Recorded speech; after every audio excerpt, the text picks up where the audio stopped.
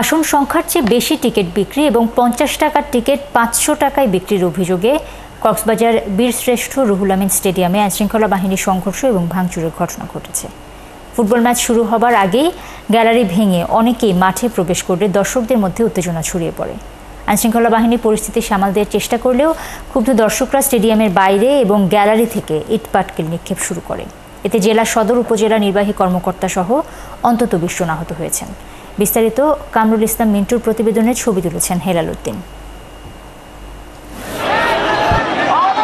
শুক্রবার বিকাল কক্সবাজার বীরশ্রেষ্ঠ রুহুল আমিন স্টেডিয়ামে ফাইনাল ম্যাচ, জেলা প্রশাসক গোল্ড কাপ ফুটবল টুর্নামেন্ট। প্রতিপক্ষ রামু বনাম টেকনাফ। সে খেলা দেখতে নামে দর্শকের ঢল। সমর্থকরা আসেন টেকনাফ থেকে, আসেন রামু থেকে। গ্যালারি ভরে যায় মুহূর্তেই। প্রাচীর ভেঙে দর্শক ঢুকে পড়ে মাঠে। অনেকের ঠাঁই নেই খেলার মাঠের ভেতরেই। গ্যালারি, মাঠ ছাড়াও আশপাশের ছাদ, গাছ, পানির ট্যাঙ্কির উপরও ঠাসা মানুষ। স্টেডিয়ামের বাইরে রাস্তা জুড়েও একই দৃশ্য। কালোবাজারিরা সুযোগ নেয় টিকিট বেচা কিনায়।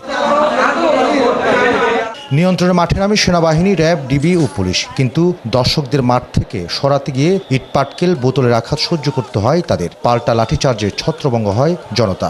গেট ভেঙে ঢুকেছে, যাদের টিকিট নাই, দর্শকের দ্বিগুণ দর্শক আমরা আজকে মাঠে এসেছি। আমরা দেখেছি ৮০% রোহিঙ্গা, আমরা যতটুকু ফাইন্ড আউট করেছি ৮০% রোহিঙ্গারা এই স্টেডিয়ামকে একেবারে এরকম অবস্থা তৈরি করে দিয়েছে।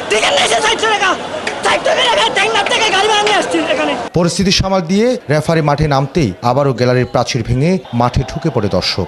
ভাঙচুর হয়ে জেলা ক্রীড়া সংস্থার ভবন, আগুন ধরিয়ে দেওয়া হয় বিভিন্ন অংশে। ইট পাটকেল মেরে আহত করা হয় কয়েকজন পুলিশ ও আনসার সদস্যদের। আমাদের যে ধারণ ক্ষমতার বাইরে দ্বিগুণ অথবা ৩ গুণ অথবা এর বেশি আপনার টিকিট বিক্রি হয়েছে। হাজার কয়েক মানুষের মুখে আমরা পড়ি, আমরা পরিস্থিতি নিয়ন্ত্রণের চেষ্টা করি এবং এখনও করে যাচ্ছি। তারা এখানে আগুন এবং প্রতিপক্ষরা তারা ঢিল পাটকেল ছুলে আমাদের বাহিনী অনেক সদস্যরা এখানে আহত হয়েছে। অবশেষে স্থগিত করা হয় জেলা প্রশাসক গোল্ড কাপ ফুটবল টুর্নামেন্টের ফাইনাল খেলা। কবে আবার মাঠে গড়াবে রামু বনাম টেকনাফের খেলা তা পরে জানাবে আয়োজক সংস্থা। এই টুর্নামেন্টে অংশ নেয় ৯ উপজেলার ৯টি দল। প্রতিটি দলের পৃষ্ঠপোষক ছিল উপজেলা প্রশাসন। কামরুল ইসলাম মিন্টু, ৭১, কক্সবাজার।